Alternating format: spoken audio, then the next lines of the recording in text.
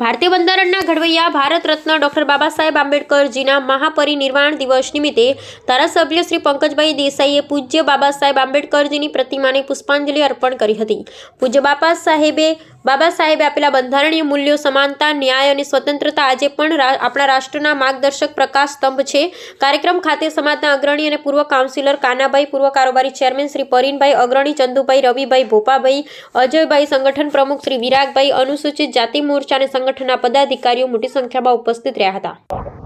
આજે બાબા સાહેબ ડૉક્ટર ભીમરાવ આંબેડકરના મહાપરિનિર્વાણ દિને આપણે ભારતીય લોકશાહી સમાજ સુધારણા માટે તેમના અદ્વિતીય યોગદાનને શ્રદ્ધાંજલિ અર્પણ કરીએ છીએ.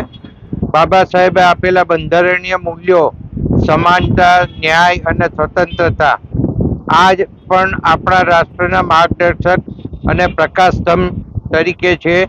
સમાજના અંતિમ વ્યક્તિને વિકાસના મુલતાની ધાર પર લાવવા બાબા સાહેબની દ્રષ્ટિ આજે પણ એટલી જ પ્રાસંગિક છે.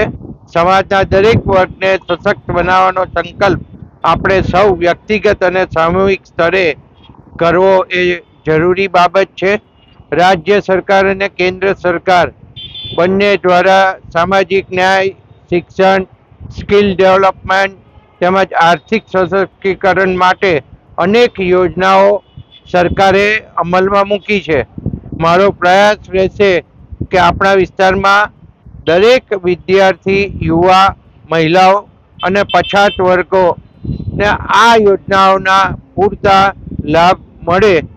નરેન્દ્રભાઈ જ્યારથી મુખ્યમંત્રી તરીકે આવ્યા છે ત્યારથી શિડ્યુલ કાસ્ટની અનેક વિવિધ યોજનાઓ એમણે અમલમાં મૂકી અને આજે પણ દેશના વડાપ્રધાન તરીકે એમણે અનેક વિવિધ યોજનાઓ થકી રાજ્યના નીચામાં નીચા સ્તર સુધી એ યોજનાઓનો લાભ મળે અને શિડ્યુલ કાસ્ટનો વિકાસ થાય અને લોકો સમકક્ષ બને, દરેક સમાજની સાથે સમકક્ષ બને એવા એમના પ્રયત્નો રહેલા છે.